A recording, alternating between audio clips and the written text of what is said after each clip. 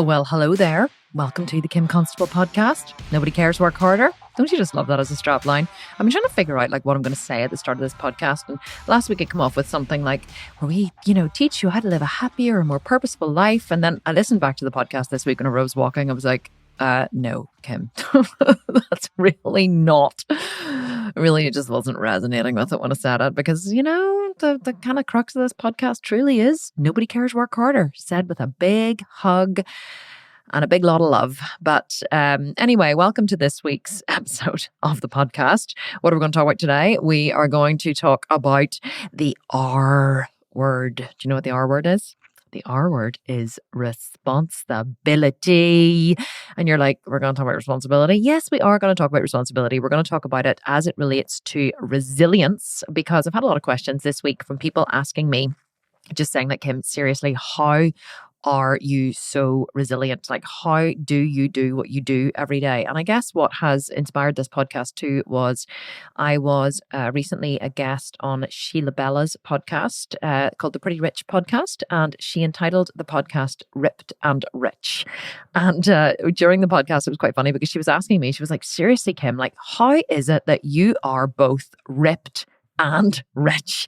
Because she said most people have a lot of success in one area or the other, but very, very rarely do people have success in both. And I suppose I'd never really thought about it before in that way, but it really got me thinking, how am I? Like, how do I devote 2 to 3 hours a day to training, but also run my company, but also homeschool my kids and also launch a second company? Like, how is it that I have developed myself to be so resilient that I can take on so much and I can grow exponentially in many, many areas?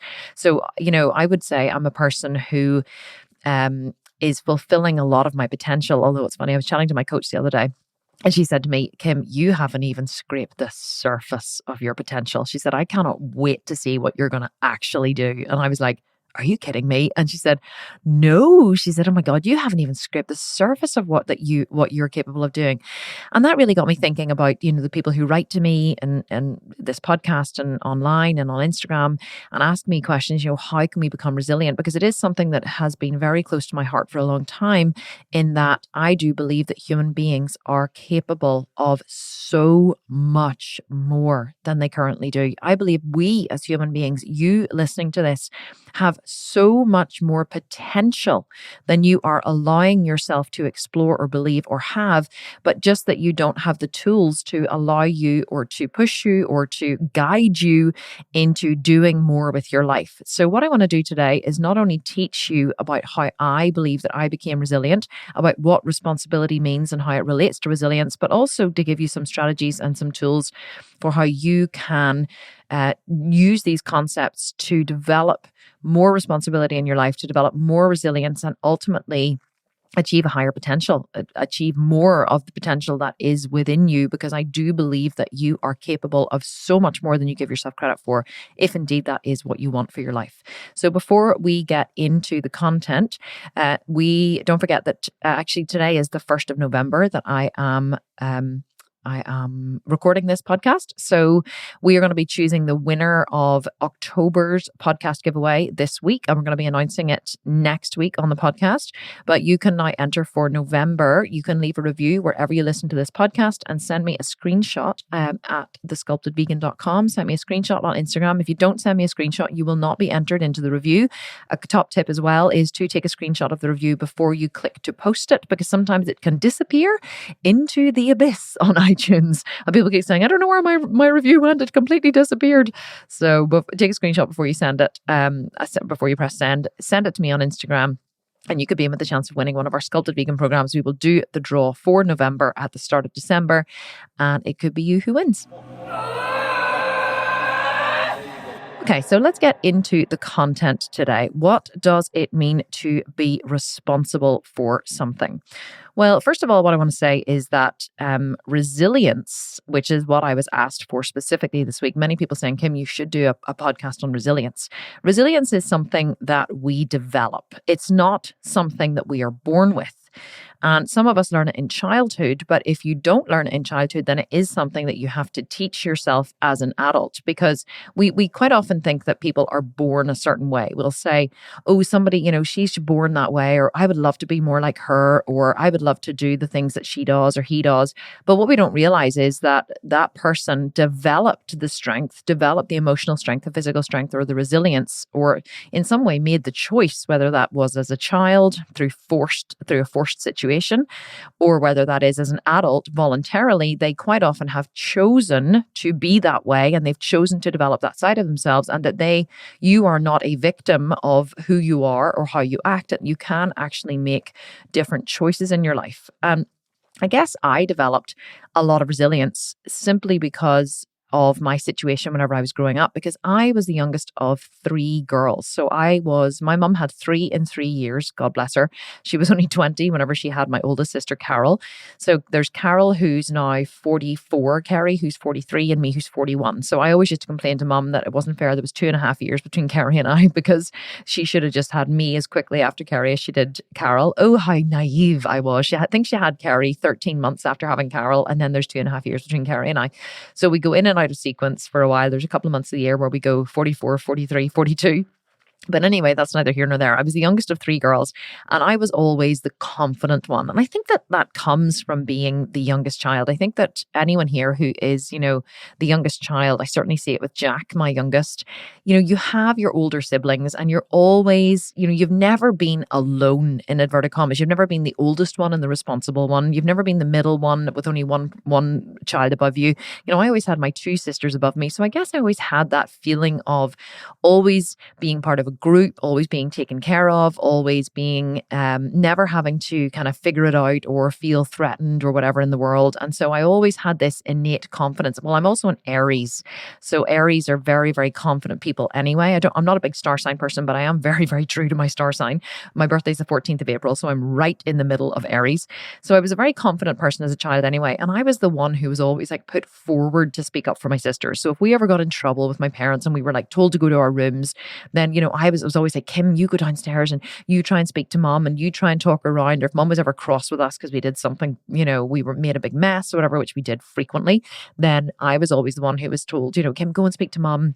You go make her feel better. You go and do this. You go and, try and get round her. Or whenever it was Christmas morning and one of us had to go and see his Santa Claus bean, I was always the one who was sent downstairs. You go and see his Santa bean. You go and speak to that person. Kim, you go and ask for that thing. Whenever we went shopping or whenever we went to, out for dinner or whatever, if one of us had to go up and ask for a bottle of Coke at the bar, if we were at the golf club, whatever, it was always, Kim, you go, Kim, you go, Kim, you go. So my sisters were always pushing me forward as the confident one. And I guess I probably believed as a young age, now that I'm just thinking about it, as I'm talking about it, I probably believed that because they were asking me to do it, that they believed in my abilities to do it. And I never thought to question whether I could do it or couldn't do it. They were asking me to do it. And it's nice when you're young to be asked to do something and given that responsibility. So you just go ahead and do it. There was no downside for me. So I was always the one who kind of, was put forward to speak. But then what happened was I inadvertently kind of became the caretaker of my sisters in a way that probably I wasn't prepared for emotionally, but, I just had to buckle up and do it whenever we all went to boarding school. So my mum, for whatever reason, my mum and my dad, but it was definitely more my mum, decided for whatever reason, whenever I was, let me think, I had just turned 8 years of age. So my birthday was I remember it clear as day. My birthday was the 14th of April and we all went to boarding school whenever I think it was the 23rd of April we went. So it was just about 9 days after my 8th birthday. And obviously whenever you're 8, you're very young and emotional and immature. And we grown up in the country. So we were, we lived right next door to my grandma and my great grandmother. They lived together, their house adjoined ours on our farm in a little place called 𝐋𝐈𝐒𝐄𝐍, a little country town. And so we had a very, very, I can't even think of the word. I was going to say not closeted upbringing, as in my parents, my dad ran his own business. We were always traveling out and around the place. We went on many vacations. So it wasn't, very insular, but it was certainly a very wholesome, I think that's the word I'm looking for, a very wholesome upbringing. And so we all went to boarding school. My mum decided, for whatever reason, to send us all to boarding school whenever we were very young, probably to get rid of us, to get some peace, because I think that shit was quite stressful looking after three young children, three young girls who constantly fought. So we all went to boarding school, and we went to boarding school. It was about, the boarding school was about an hour away by car, so it wasn't too far away. And we went there from Sunday evening until Saturday afternoon. So they had Saturday morning school at the boarding school as well. So quite a very, very academic school. And someone would have picked us up from school at about 12:30 on a Saturday, and we got home from 12:30 until Sunday evening. We had to be back by 7 p.m. on Sunday evening. And it was it was hard. Like, it's funny, children will always make the best of a bad situation. A lot of people say to me, about sending their kids to school and stuff, where they say, well, so my child actually enjoys school, or they don't maybe enjoy it, but they make the most of it, or they look back on their time at a place that was hard and they say, well, I didn't maybe love it, but it was fine. And I think that human beings are programmed to make the best of every situation, whether it's a bad situation or a good situation, obviously, which is easier, but we're programmed to make the best of it. So for boarding school, for me, there were times when it was emotionally very, very, very challenging, but then there were also parts of it that obviously I enjoyed. There were times when it was great and it was wonderful, and it was and there was exciting things to do, and you had loads of friends, and it was big wide open spaces, and I did learn a lot in boarding school. But whenever I look back on the balance of it, was it worse than it was good? It was very, very, very hard. It was very emotionally hard. And so what happened was, my sister, Kerry, she was never very emotionally strong. Even to this day, I would always be the one who's the emotionally strong one of the family. And Kerry, whenever we went to boarding school, she relied on me a lot. Now, Carol was the oldest, so she was a lot more independent, I guess. And so she, made her group of friends, and she was totally fine. But Kerry always depended on me. She was always scared of the dark whenever she was younger, and she was scared of dying, and she used to wonder what would happen after you died. And she was very sensory, so she always had to wear her socks inside out and cut the labels off everything, and we always had to sleep with the light on. And she just would have been a lot more emotional and a lot more sensory as a child. And so I never was scared of any of those things, or never had any issues with any of those things. And so she relied on me a lot. And whenever we went to boarding school, she was like glue. Like, she stuck to my side. She never really made her own friends. She had friends that she wasn't in the same year as me. She was the year above me in school. But every break time, she used to come and find me and spend time with me. Every lunchtime, she spent time with me. In the evenings, she spent all of her time with me. And any time that she was upset, I was always the one to comfort her. And I guess I remember, there was quite a few times when, especially when we went back after the holidays, which was always really, really hard, we would go to bed. Carrie and I had top and bottom bunk in a dorm. So there was a dorm of quite a lot of people, quite a lot of kids. And because we were young, obviously. And so I would have been in bottom bunk and Carrie would have been in top bunk. And I remember, I was in top bunk, she was in bottom bunk. And I remember, hearing her crying in bed at night, and, having to go down. And I used to climb down from top bunk, and I used to get into bed beside her, and I used to put my arms around her and hug her. It's actually really emotional for me to even think back about it. But and so it was tough, because we wanted to be home. We were young and we wanted to be home with our parents. That's actually really, really emotional for me, and I didn't expect it to be. So I guess, I was upset too, and I was emotional, and I was upset, and I wanted to be at home, and I didn't want to be here, and I missed my mum, and I guess so. Oh goodness, I really didn't expect to be so upset. It's where I learned to be really resilient. I would have got into Kerry's bed, and I guess in that moment, I felt that her pain was greater than mine, because I'd always taken care of her. And I'd always, a lot of times I had put aside my own feelings about things, and I had overcome my own emotional state, or my own feelings of upset at being away at boarding school, or needing my mom, or if you fell and hurt yourself, and there's no one there whenever you're in boarding school. There's no one there to hug you when you hurt yourself, or anything like that. You just have to learn to get on with it. You just learn that pain is a fleeting thing, that it goes away, that physical pain goes away and emotional pain goes away. And you may feel really, really upset in the moment, but that does go away. And so I used to get into, Carrie's bed at night, and she used to cry herself to sleep most nights. And I used to get into bed with her and hug her and, try and make her feel better. And I guess in that moment, now that I'm thinking back at it, if I can just stop crying, I think that what I learned was that I learned the weight of responsibility. I learned the weight of caring for another human being over, or placing, I guess, their feelings or taking care of them as a higher value than taking care of myself. It's hard to explain, but I guess the only way that the only thing I can liken it to is whenever you have a baby. So whenever you have a baby, you suddenly find yourself, that the needs of your baby is so much more important than the needs of yourself. And you are sometimes, I remember, kneeling up in bed, winding, say, Jack was my youngest baby. I remember, feeding him through the night.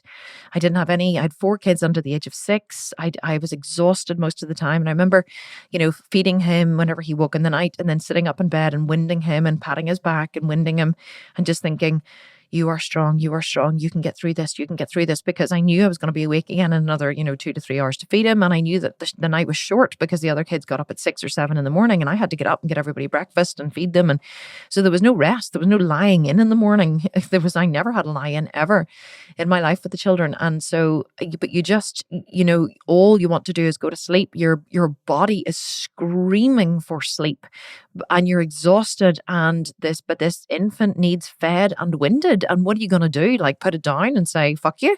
You're not.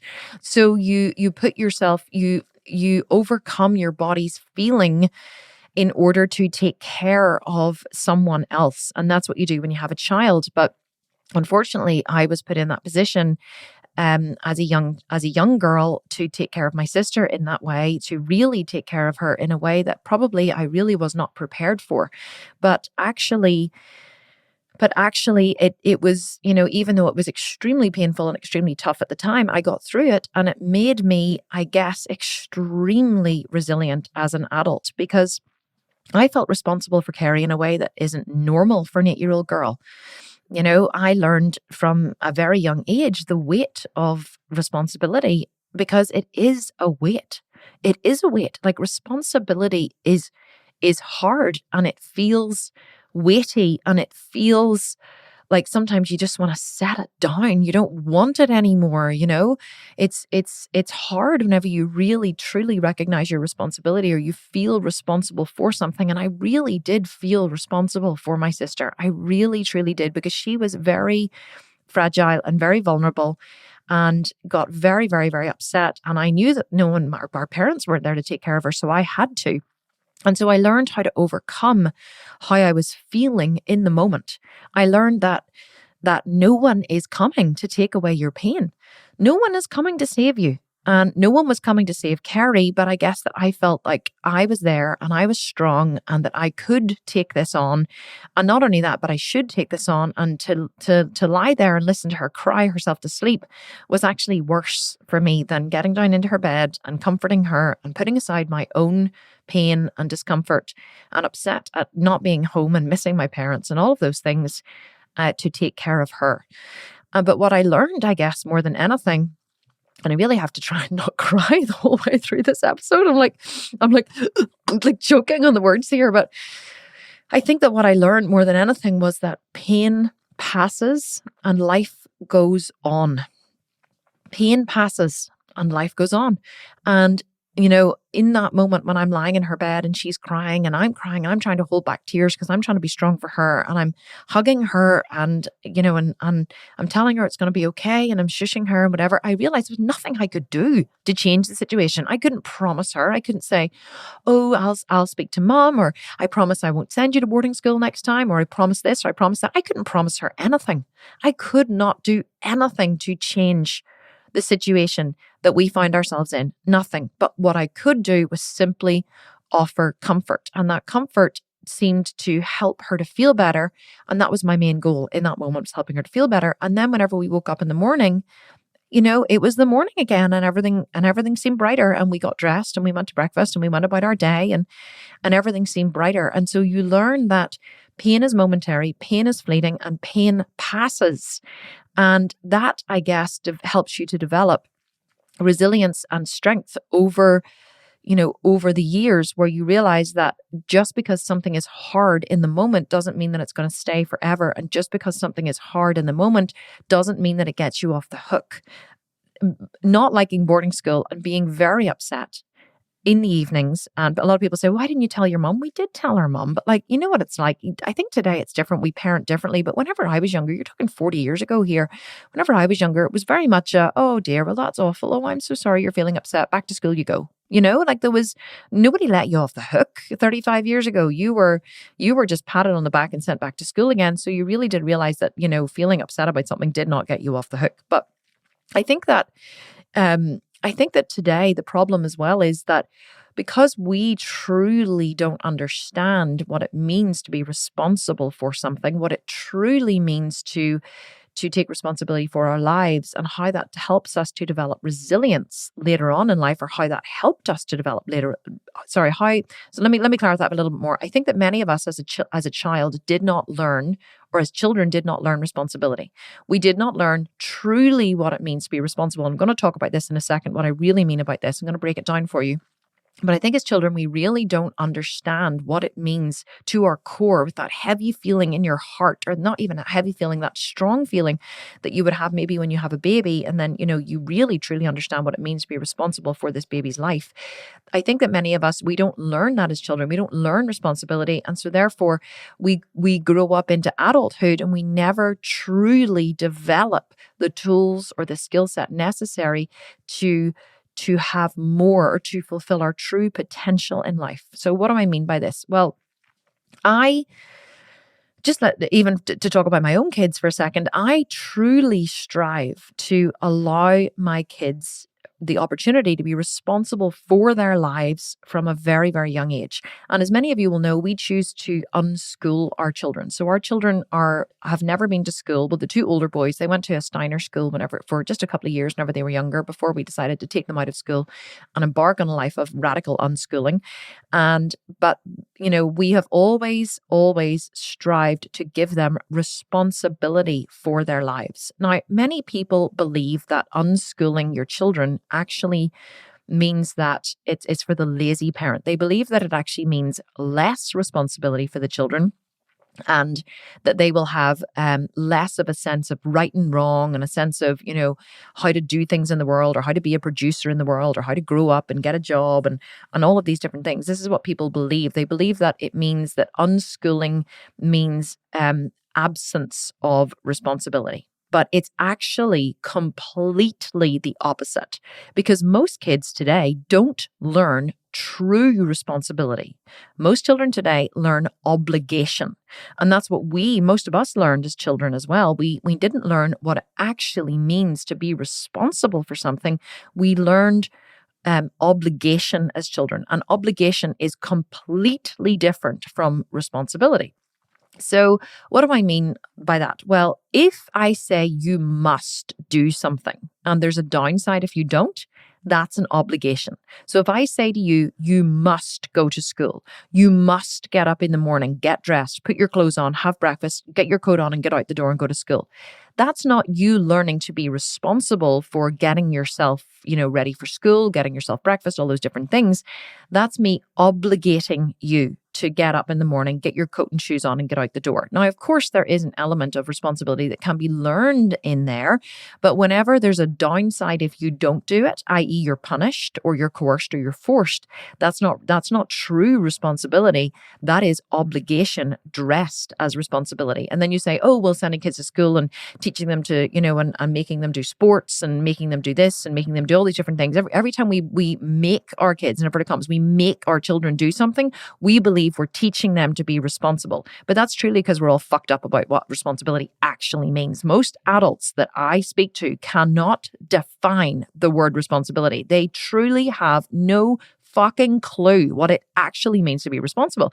So we're just children running around with our completely warped belief systems that were built whenever we were children, that were completely warped whenever they were built for us, teaching our children the meaning of responsibility, when actually truly what we're teaching them is the meaning of obligation. We're not teaching them the meaning of responsibility. So let me tell you what responsibility actually is.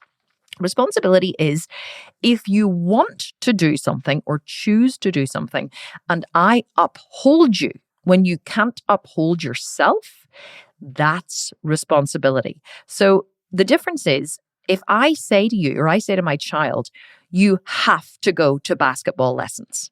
You must go to basketball lessons. And he's like, well, I don't really want to go to basketball lessons. You're like, well, you have to choose a sport and it's going to be basketball and you must go to basketball lessons, or you must go to school, or you must go to football, or you must do something. Anytime there's a must do, that is not responsibility. That is obligation.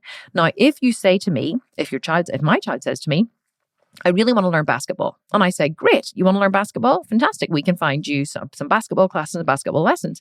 And I say to them, are you sure this is what you want to do? And they say, yeah, absolutely. And I say, okay, well, let's look at our options. So we look down and we say, right, well, there's these basketball classes. They're on a Monday and a Thursday. So it would require you to commit to going on a Monday and a Thursday because I am, and this is a true story, by the way, because I am, and I'm also then daddy, or I has to drive you there. And it's like, these are like 35 minutes away and we're going to wait for you while you do it, and blah, blah, blah.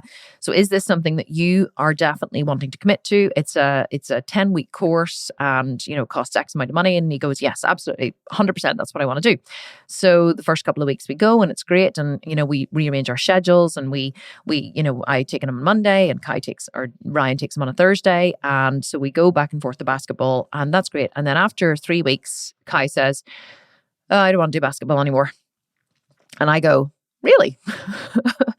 Let's talk about this. So I'm like, why do you not want to do basketball anymore? Oh, because it's boring, because this or because that. Normally what happens is he's had a reaction to something which has happened inside basketball, which is generally, if you just dig a little deeper, you will find what it is. So actually what happened was he didn't want to do basketball anymore because he had a reaction to one of the coaches who had yelled at and shamed one of the other children. So bad to do. And my kids have never been to school, so they've never seen a child be shamed before or be yelled at. And so Kai's so sensitive, he projected. I think what happened was the teacher yelled at or shamed this little boy who he couldn't control in the class. And Kai is so sensitive, he projected into the little boy and how he would feel if he was ever spoken to that way. And he didn't understand what the little boy had done to be, to cause to be spoken to that way. So he decided he didn't want to go to basketball anymore because he was so terrified that would happen to him, because he couldn't see the chain of events which had happened. He couldn't see that the teacher was, upset or annoyed or was trying to control or whatever. His cognitive mind couldn't grasp the situation. So he just wanted to avoid the situation in future because, kids who've never been to school generally are not usually, they have never experienced that group control or that group, or that potential of being yelled at or shamed. And so I said to him, well, I'm really sorry, but you can't give it up. And he was like, what do you mean? I said, you've committed to 10 weeks. We've paid for the 10 weeks. We've rearranged our schedules. You have a responsibility now to the commitment that you have made and you can't give it up. Well, do you think that went down well with Kai? No. What did Kai do? He cried, he screamed, he yelled, he called me the worst mummy in the world. He did everything he could to get out of going to basketball. But on a Monday, I knew this was going to be an issue. So on a Monday, I arrived home extra early. So I was like, Kai, you need to get your shoes on because we have to go to basketball. And he was like, I'm not going to basketball. I don't want it. You can't make me. And I was like, well, I actually can make you. And if you aren't going to go, well, there's going to be further consequences. And he was like, well, what do you mean? And I said, well, those privileges that you have, such as your computer and your switch and the electricity we paid for, and all of those privileges that you have, those may start to systematically be taken away. So you may start to lose your privileges if you do not uphold your responsibility over here. So I made it uncomfortable enough for him that he was like, okay, fine, I'll go. Okay, great. So he went and he got in the car. And then so every week it was, then it got better, of course. But the first couple of weeks he was like, can't believe you're making me do this. And I was like, I know responsibility is tough, but you made the choice to go. And I'm afraid, now you're going to feel the weight of that responsibility or you're going to lose something on the other side. And so eventually after a couple of weeks, then he got back into the swing of basketball, and his fear, he realized he wasn't going to be shamed or yelled at by the teacher. We also spoke about that. And I showed him how the teacher, how the little boy had caused this to happen. He was a very disruptive child, and how Kai was not the kind of child who was disruptive. He was always listening. He was always attentive. And even if he did make a mistake and he got yelled at, how that was nothing to do with him. And that was everything to do with the teacher. So I broke down the whole process with him by talking through the entire situation from start to finish and helping him to see the complexity of the situation so that he felt better about it and understood his participation in it. This is true responsibility. This is responsibility where I see my participation in sending my child into an environment which was potentially scary and threatening for him. So I thought, well, I am the one who has agreed for him to go here. I've chosen the teacher. I've chosen the class. So now I need to help him to understand exactly what happened. That's my responsibility. Then I looked at the 𝐻𝐈𝐒's responsibility for choosing to put himself in the situation in the first place and what would happen if I allowed him to let himself off the hook. Because if I allowed him, if the minute it got hard, I allowed him to let himself off the hook, then he would never, ever, ever learn to push through the hard thing in life. And the only bad thing that really happened was he got scared. He just got scared. Like nothing actually bad happened. It didn't even happen to him. The bad thing happened to another child and he got scared because of what he saw in the other child. So if I allowed him to not go to basketball because of a fear, I would teach him that fear is greater than responsibility. And that is not a lesson that I ever want to teach my children. But this requires you to be able to actually look at a situation in full, look at every single element of the situation and break it down into the smallest possible components so that you can talk it through and explain it to the child. But it also requires for you to be able to see or to be committed to seeing your responsibility in every single situation. And that's the difference between responsibility that is obligation and responsibility that is not. When you want to do something, 𝐻𝐈𝐒 was the one who said he wanted to do the basketball. And I upheld him in his decision and I helped him to see it through. It took a commitment. Most of us just aren't willing as parents to do this. They say that unschooling is unschooling is the lazy way to parent. Let me tell you, unschooling is the opposite of the lazy way to parent. It requires so much more thought and discussion and deep integration of the concepts of life than just sending your child off to school. Let me tell you, it really does. Authoritarian, control-based parenting is so much easier than the way that we choose to do it because it's so much less time consuming. So it's definitely not for the lazy parent. But the reason that most adults don't want to recognize their responsibility in situations is because it feels negative. So we don't want to recognize our responsibility in situations. We let ourselves off the hook whenever we feel bad about things. And so therefore we let our children off the hook. So the reason why I was able to uphold 𝐻𝐈𝐒 in that situation, the reason why I was able to break it down and say, I'm not going to allow your fear to be the most important part here. I'm not going to allow your fear to stop you from moving forward and taking action and building self-esteem and doing something that you love. The reason I was able to do that is because projectively, I do not do that in my own life. I learned, just to go back to the situation I described in boarding school, I learned that fear and upset and all of those negative feelings that come with being away from your parents in boarding school and hurting yourself and feeling emotionally upset and missing home, I learned that they pass, that they are not the most important thing, and that actually fear is just a body feeling. Being upset is just a body feeling. Like, how many times have you cried your heart out and you cry and cry and cry and cry? And I did this the other week. I actually sat in the car outside the office because I was feeling so deeply upset about something. And I cried and cried and cried. And I truly thought my heart was breaking.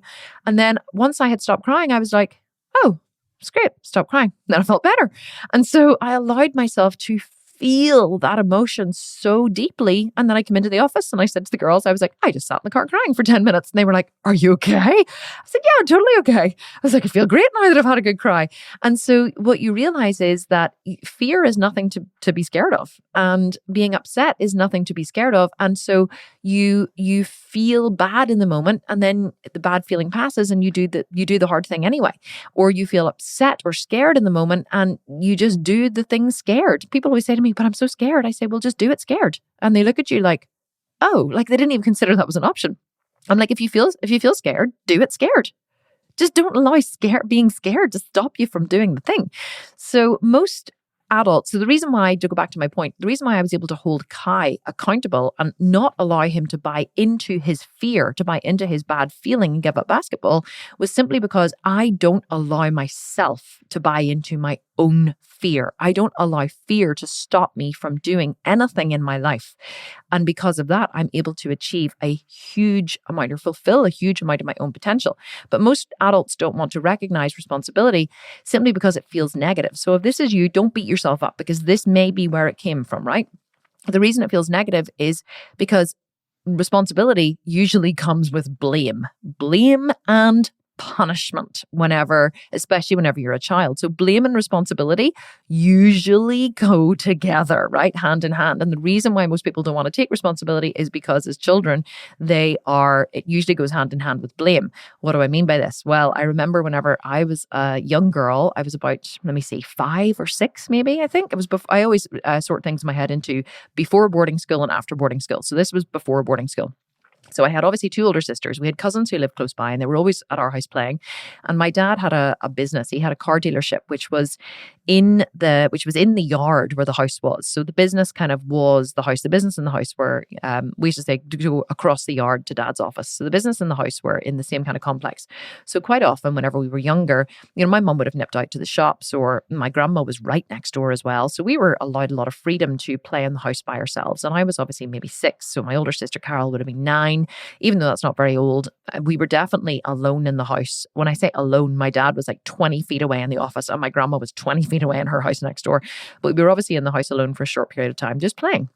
And so we were playing on the stairs, and at the top of the stairs, my mum had this antique kind of table with a do you remember years ago before they had sinks and things in the bedrooms, they would have had like a jug with like a big bowl of water, and that's how they would have, washed themselves. They would have brought like a big jug up to the bedroom, or the maids would, or whatever, and then they would have poured the hot water. It's a very English thing, actually. They would have poured the hot water into the big bowl, and then they would have used that to wash in the morning before they get dressed. So my mum had one of these antique jugs and bowls, can't even think of the name of it, sitting at the top of the stairs on top of this antique dresser. And we were obviously playing around the stairs. We used to do cartwheels and things down the landing, and we used to, like put all of the bed sheets and like duvets and pillows and things, and then do all kinds of crazy shit like kids do, somersaults and whatever else, onto the landing. And this one particular day, I remember I was doing some kind of somersault or something, or swinging or whatever, and I hit the jug in some way, and the jug fell and cracked. Now, it didn't smash into a million pieces. It just cracked one side of it.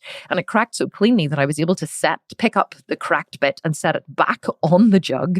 And it didn't look like it had even been broken. It was such a clean break. And I remember being like, oh no, oh my God, because we were obviously punished as children. You know what happens, something bad happens, and you don't go to your child, oh honey, that's okay, no problem. You go, stupid bitch, why did you do that? We instantly get angry whenever our kids do something, which causes destruction, even if it's inadvertently, even if they drop the cereal or they make a mess, or as children do, we get angry, right? We get angry at the children, we blame them. And this is the worst thing you can do with your children, because it stops them from wanting to take responsibility, guys. So you need to stop that, okay? But we were blamed as children, so I know it's very hard. So I broke this jug this day, and I was like, oh my God, I don't want to tell my dad. I don't want to tell my mom, because I'm going to get, I'm going to get into trouble. And so I thought, I know what I'll do. I'll just set the jug back together and hope that nobody notices. And if anyone asks, I'll just pretend that it wasn't me. And that was my strategy. So, of course, it didn't take very long for someone to notice. I think it was like a couple of hours later, and I heard Dad saying, girls, and he was shouting, and he was like, who broke the jug? And I remember being like, oh shit, I mean, you've noticed already. And who broke the jug? And Carol and Kerry were like, wasn't me. And I remember being like, no, wasn't me. And Daddy, and so he obviously knew it was one of us, and we were lying. So anyway, he brought us all together. And so he goes, and he sat us down, he goes, now girls, one of you has broken the jug. And I promise that if you tell me who it was, I won't get mad. And I was sitting there going, do I believe him? Do I not believe him? Because you never really believe your parents when they say that, because what happens whenever they say that? Then they get mad. So they lie to you, basically. So they're like, I promise I won't be cross if you just tell me who it was. And so I thought, I weighed up the upsides and the downsides, and he seemed pretty genuine. He seemed like I wasn't going to get in trouble. So I was like, okay, Daddy, it was me. And he went, it was you? And I said, yeah. And he goes, right, that's it. you're a bad girl. And he picked me up and he smacked me, right? He smacked me and he was like, that's it. I can't believe you lied to me before. Go to your room. And I was like, that fucker. I was like, I didn't say it at the time, but I was so upset. Like he hurt me. He smacked me. And I remember being like, just absolutely horrified. And that memory, whenever I was trying to think of a story to illustrate this point, this one kept coming in and coming into my mind because it was inadvertently, right? Here's the thing. My dad was well-intended. So don't want you to think that out fucker, which I do sometimes think, my God, he handled that so badly. It wasn't that he had ill intent. He didn't want to hurt me. He wanted to teach me a lesson because he thought that, in his generation, how you taught children lessons was by inflicting pain on them. If you inflict emotional or physical pain, which is basically what punishment is inflicting emotional or physical pain on someone to try to correct or change their behavior. And so he wanted to inflict physical, in this case, and emotional pain on me to stop me from being stupid in the future, or basically not even stupid because I was a child. I was fucking 6 years of age. So to stop me from, or to make me think, I guess, in future, are there ornaments around me? Might something get broken? To do like risk assessment, on the situation. Completely and utterly crazy to expect a 6-year-old to be able to make some kind of risk assessment, right, on their situation while they're playing, because children are so myopic. They are so singularly focused. They do not do risk assessment, and they shouldn't do, right? Any child at 6 years of age is doing some kind of risk assessment as to, any child who goes to other children, by the way, oh, don't do that, you might get hurt, or you might fall, or be careful, has very, very, very controlling parents, because a child does not have that naturally. They learn that, and it's not a good thing for a child to learn, because you literally stifle their whole being and you stifle their creativity. And so anyway, I was sent to my room and I was punished. It was the worst possible thing that could ever have happened, because what that did to me was that taught me that, well, one, whenever you're honest, you get punished. It also taught me that making mistakes was bad. So and not only that making mistakes was bad, but that if you made a mistake, that something bad would happen. Now, why do you think I have such perfect issues? And let me tell you, I really do. I am a perfectionist to the highest degree, but therefore so is my father. My father is a perfectionist to the highest degree. So I not only learned perfection through him modeling it for me, but I learned perfection through being punished from not being perfect. And this was one of the situations where I learned that you do not make mistakes, because if you make mistakes, you will get punished. Now, why is this even relevant to what I'm talking about? Well, in order to see your participation in the world, in order to really see your participation in the world and to truly take responsibility for something, you have to understand the chain of events that led to the incident that happened. So, no one person is to blame for anything. And had my father sat me down and walked me through the chain of events that came to be for how that jug got broken, he would have allowed me to see my participation in perhaps where I wasn't mindful, perhaps where I hadn't assessed, the situation around me. I might have actually learned something about risk assessment or about evaluating a situation, and I definitely would have learned to understand and experience myself in the world and myself in relation to the world. So I would have been able to see how I had participated, or the choices that I had made that had caused that jug to be broken, how I had chosen to maybe play a little too close to ornaments, how I had chosen to be a little too exuberant that day, how I had chosen to show off to my cousins who I was playing with. I would have seen all of these choices and I would have had a deeper awareness and understanding of self. And I then had my dad also seen his responsibility and acknowledged his responsibility in the situation out loud to me and to himself. That would have given me a deeper understanding of further complexities of the world and human nature and how we're put together. So if he had have looked at, first and foremost, and this is what I do with my kids, if he had have looked at, okay, how did I cause the jug to be broken? Okay, how did I, as in my dad, how did I cause the jug to be broken? How did it come to be that the jug was even there in the first place? Well, who the fuck do you think bought the jug? Well, he bought the jug, or he earned the money to give to my mum to buy the jug. So he might have said, well, I didn't didn't buy the jug. Pam bought the jug. Well, at the time, my mum was a stay-at-home mom. She wasn't earning any money. So he earned the money. So his responsibility was he earned the money. He gave my mum the money to buy the jug. She chose to place the jug there, but he also did not move the jug, knowing he had 3 very young, exuberant children. Do you think a china jug set in a place where the kids play a lot is a good idea? No. If something gets broken in your house and your child breaks it, it's your responsibility for having breakable things in a house where young children are playing.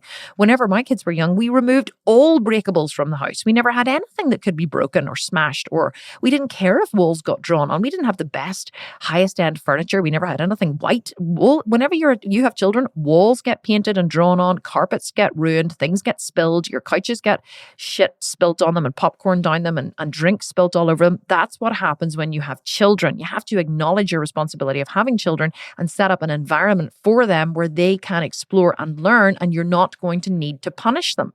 And so if he had have looked at his responsibility in how he participated and created the situation and then explained that to me and taken ownership of it, can you imagine how different my experience as a child would have been?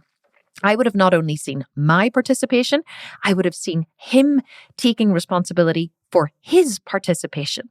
And we could have had a beautiful learning experience together.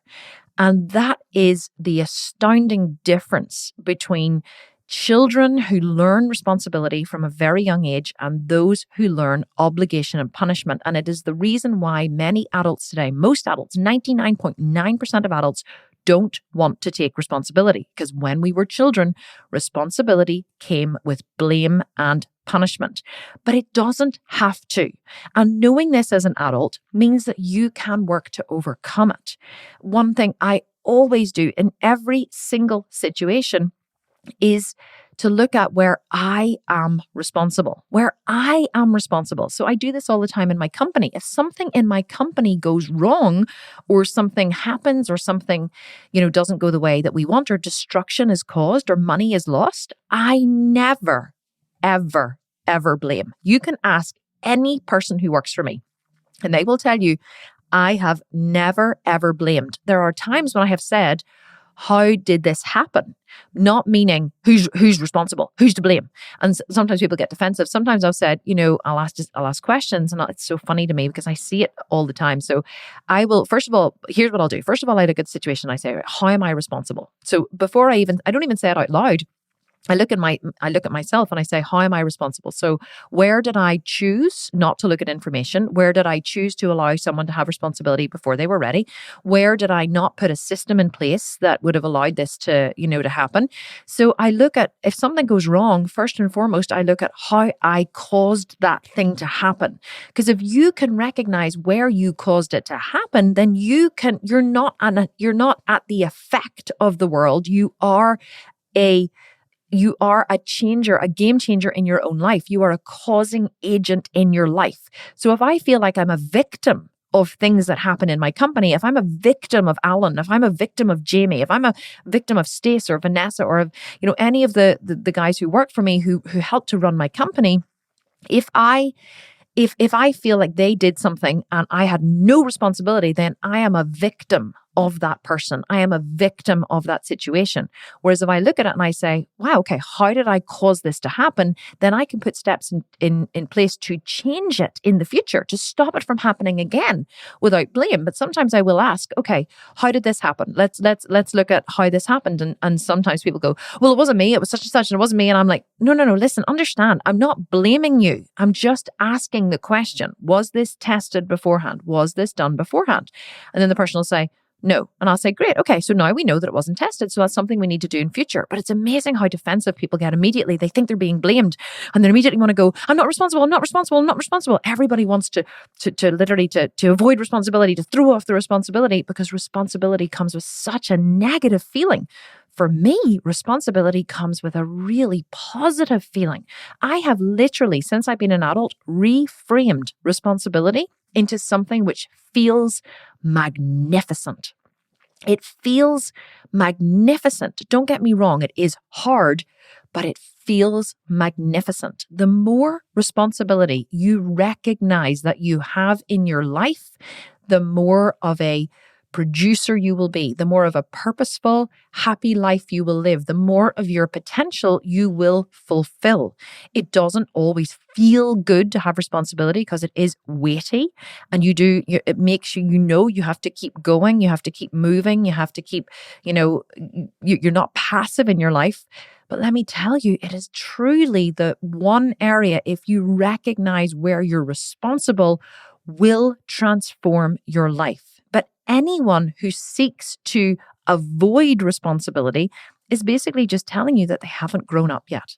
They haven't grown up. But here's the thing as well. Responsibility exists whether or not you choose to recognize it. So something may happen in my company and someone goes, well, if you just had to listen to me, then this wouldn't have happened. What they're basically saying is, I have no responsibility here. But they do have responsibility. They're just choosing to ignore where they are responsible. And the only thing that does in my company or anyone's company, anyone who chooses to do that, the only thing that does is it makes you a victim of the situation. So anytime someone says to me, and this happens with, my husband as well, all the time, they say, no, that wasn't me. I'm not responsible. And Ryan loves to say, if you just had to listen to me in the first place. And I always say to him, well, what you're basically saying to me is that you have no responsibility here. And you're saying that you are a victim of this situation. No, I'm not a victim. I'm like, well, you're telling me you're a victim because you have, if you look at where you're responsible, then you're not a victim. Then you can change things in the future. And imagine how that feels. Try that on in your body. Imagine being able to look at any situation, no matter how negative, no matter how hard, or no matter how much you do not want to look at where you're responsible. Imagine if you look at that situation where you feel like a victim, you feel completely and utterly out of cause. You feel like you have no say in the situation, or you haven't been able to cause it in any way. Imagine if you could look at that situation and see or feel where you are responsible. I had someone say to me once, and this is a really, really, really hard example, and I totally tried this one on. I was explaining this concept, and a mother said to me, well, I'm sorry, but I don't think you can always be responsible. And I said, well, what do you mean? And she said, well, my son, her 7-year-old son, had leukemia. My son has leukemia, and I can't see how I am responsible for him having leukemia. And I said, you're right, that is a really, really hard one. I said, but let me ask you, I said, who gave birth to your son? And she was like, oh. I said, and I'm not saying that you are responsible for his leukemia, but you are responsible for giving birth to him. You are responsible for his life. But that doesn't mean that you're being blamed for him having leukemia. It's a horrendous situation that he has leukemia. But, you did choose to have sex with your husband and have a baby, and that baby now has leukemia. So you do have responsibility in the situation which caused him to be there. Somebody asked me once, it was years ago, somebody asked me, how are you responsible for World War II? And I was like, World War II? Are you fucking shitting me? And I was like, how am I responsible for World War II? And I really was like, I just couldn't figure it out. And then one day it hit me, and I sat with it for ages because I'm really weird that way. Sat with it for ages, and I realized I am responsible for World War II every time I talk about it. Every time I think about it, every time I discuss it, every time I watch a movie on World War II, as World War II is gone, right? It's gone. It happened a long time ago, but yet we're still making movies about it, writing books about it, studying what happened. And people may say, oh, well, it's necessary to do that in order to, to make sure it won't happen again. I don't think that understanding it is ever going to stop it from happening again, because the world moves at such a pace. And a lot of people are saying that the whole coronavirus pandemic is now basically World War III. So, but that's a whole other story. It's a whole other podcast. But so basically what I'm saying is every time you talk about World War II, you are responsible for keeping it in the consciousness of the human psyche. How are you responsible for oil spills in, someone asked me this recently as well, like there was a massive oil spill in the ocean. How are you responsible for the oil spill? And you can go, well, I'm not responsible for that. And then you can ask yourself, well, do I, or have I ever used oil in my house to heat my house? Do I use oil in my car? Do I, it was actually diesel, I think it was, do I fill my car with diesel? Do I choose to drive a car that requires diesel? You can see your participation as far as you want to see it. But just because you choose not to see it doesn't mean it's not there. The participation and the responsibility is always there. But whether or not you choose to see it is a measure of how successful you will be in this world. When you blame someone, you give them all your power. But when you recognize your responsibility, you are no longer a victim. Responsibility breeds resilience. Once you recognize the full extent of your responsibility, you become an unstoppable and potent force in this world. Everything you want becomes within your reach. So to bring it right back to my original point where people were asking me, Kim, how are you ripped and rich? How are you so resilient? Can you teach resilience? Yes, I can teach resilience. Resilience is taking on more responsibility. It is seeing your participation in the world. It is seeing how you are responsible for every single thing that happens in your life. It's about taking on responsibility for a goal. So if you decide that you want to make $1 million, or you decide that you want to get ripped in the gym, or you want to build muscle, or you want to have a better relationship with your spouse, or you want to have a better relationship with your children. And I'm always talking about, business, money, mindset, and relationships are the three kind of areas that I really focus on. And it is true. But if you want something in your life and you set a goal, then you are responsible for achieving that goal. And if you do not achieve that goal, no one in this world is to blame. No one except you. You can develop resilience as an adult. I developed it as a child because I was forced to by taking care of my sister Carrie, and also by being put in a very difficult situation from a very young age. I developed emotional strength as a child. I developed resilience, and I saw my responsibility and my participation in being a driving agent in my life and being a potent force in my own life. I realized that emotion was fleeting and emotion passed. I realized that I was the only one who could and would be responsible for everything that happened in my life. And and then as an adult, whenever I began to choose to look at the areas that I was responsible, or the areas where I was avoiding responsibility because of the incidences like the one I described to you with the broken jug. Those were the areas where I really wanted to avoid responsibility because I was afraid I was going to be blamed. Every time I found myself avoiding responsibility, I began to look at why I wanted to avoid responsibility. And instead, I chose to look at where I was responsible. So if you want an exercise to really start to transform this in your life, here is what I recommend that you do. And this exercise, when you do it, will literally transform your life. Because when you feel the weight of responsibility, it spurs you into action. And when you are spurred into action, you will move forward towards your goals. You will develop resilience, and you will develop a discipline and a consistency and a driving force, a momentum to push you forward. So here's the exercise that I want you to do. I want you to start to recognize all of the areas in your life where you are responsible. And I want you to begin to recognize anytime you want to blame someone else for something. This may be you want to blame your husband for not letting the dog out. It may be you want to blame your children for breaking something or making a mess. It may be you want to blame your boss for being a shitty boss in work. It may be that you want to blame somebody for not filling your car up with gas and you run out with gas. It may be that you want to blame the government because of the restrictions that they are imposing on you because of coronavirus and shutting your gyms.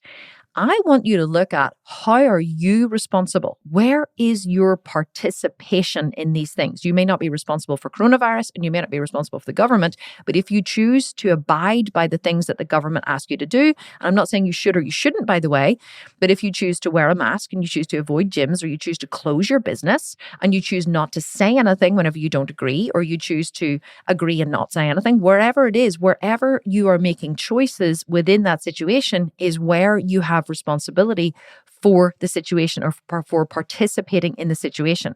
So rather than feeling like a victim in a situation, I want you to actively, as you move forward in your life, especially in the areas where you do not want to take responsibility, I want you to look at how you are responsible for creating the situation in which you find yourself, whether it's pleasant or unpleasant. And when you start to do this as a practice, this is what I did about 10 years ago. I started to do this as a practice, and it transformed transformed my life. I started making changes. I started recognizing where I was the one who had caused this or didn't cause this. I stopped feeling like a victim. I started feeling like a causing agent. And honestly, my life transformed when I started to do this. And I can stand here in front of you now saying I have achieved some of the most amazing goals that I set for myself in a very, very short space of time. And the reason how and why I have managed to achieve them is because of the responsibility I see in the world, my participation I see in being a causing agent in my own life and in the world on a macro scale. And that is truly a game changer for going after things that you want, for building discipline, building consistency, and most of all, building resilience. Resilience and responsibility go together, and they are different than obligation. So do not obligate yourself. Look for where you're responsible for participating in the situation that has brought you to where you are now. Look at where you want to go and start to look at all of the areas where you're responsible, which basically means why are you not doing the things that you know you should be doing to move you closer to the thing you want? Why are you not doing them? Why are you choosing to stay stuck? Why are you choosing to stay where you are? Why are you choosing to stay in a bad relationship? Why are you choosing to stay on the couch? Why are you choosing not to go to the gym? Why are you choosing not to finish that program that you purchased? Why are you choosing not to meal prep on a Sunday and to figure out the macros and calories? You're not a victim. You're not a victim, but why are you choosing? Where's your responsibility? And how can you stop blaming others for your situation, take more responsibility, and ultimately achieve more in your life? How can you be unstoppable? Because believe me, I know what it feels like, because I would even say I've scratched the surface of my potential, but I certainly feel like I'm getting closer and closer and closer every day. And, it feels heavy at times, but damn, it feels good. Damn, it feels good. And I really, really, really want more for you. I want you to have more for yourself. I want you to be happier. If you can truly look at your life and say, you know what? I'm so happy. I'm so joyful. I'm content with where I am. I'm content with what I've achieved. I have no need, no desire to achieve any more or do any more. I'm 100% happy with every single aspect of my life. Well, then he or she who has the most joy wins. I applaud you if you have reached that point in your life. I truly, truly applaud you, because you have won the lottery. You've won the lottery if you are truly 100% happy with every area of your life. But if you're not 100% happy with every area of your life, take this first step in being responsible for how you caused yourself to be here, and take steps to change it.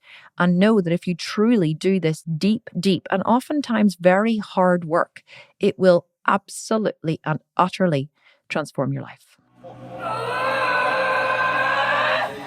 What did you think? Did you enjoy this one? That was a good one for me. I haven't had like a real heart-wrenching session for a while, because I've just been exhausted, I have to be honest. And I find recording this podcast quite hard the last few weeks, but I really feel like I've got my mojo back today. I really felt this was a good one. And it is something which is very personal to me, and something which I work on every single day. So I do hope that you enjoyed it. I do hope that you are, fired up now to see your participation, to see, where you're responsible, and also to stop punishing your kids. Honestly, guys, if I can leave you with any note whatsoever, it is those of you who are parents, punishment of children and making them feel bad and blaming them is the worst thing you can do for their adult lives. It is the worst possible thing you can do, because it just stops them from wanting to take responsibility. And when somebody blames somebody for something else and they don't want to take responsibility, you basically stunt their growth. You stunt their potential as an adult to achieve great things in their lives. And great things doesn't necessarily mean more money. It means greater chance of happiness and a greater chance of success for whatever that means for them.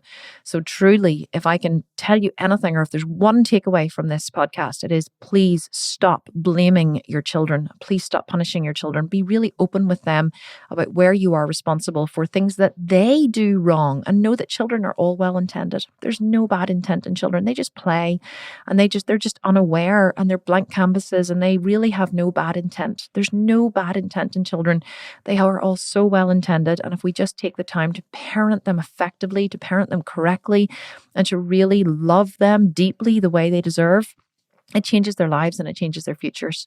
Garen, I promise you, I know from experience. I'm just watching my own children grow up the way I've parented them, and I made a lot of mistakes along the way, but dear God, I am astounded at these little human beings and, and their participation that they see in the world and their ethics and their moral code and how well they are developing. I'm so, so, so proud of them. Guys, I would love it if you would leave me a review and let me know how you enjoyed this episode. Don't just leave me a review to win a podcast to win a program. Please leave me a review and let me know if this episode touched you. I read every single review that is left. I go around the internet looking for them, and also I get updates emailed to me. I read every single review. So please leave me a review and let me know if this episode touched you. Let me know what you plan to do to take responsibility, or an area or an aha moment that you had. Even if you don't want to write me a review, to leave it, send me a message on Instagram and let me know how this touched you, if it touched you, and where you realize something or recognize something which changed your life, because I just love reading your stories and I love connecting with you guys, because I really do feel you whenever you're listening to these podcasts. And I'm talking here into this microphone. I know I'm not just talking into the microphone. I know I'm really speaking to each and every one of you. And that brings me so much pleasure to know that we're connecting on that level. Guys, thank you so much for listening. I loved recording this episode for you, and I will see you next week, or speak to you next week, for another episode of the Kim Constable podcast. Have a wonderful week wherever you are. From my heart to your heart, big love, big kiss from me to you. Mwah. And I will talk to you next week. Have a wonderful day. Bye for now.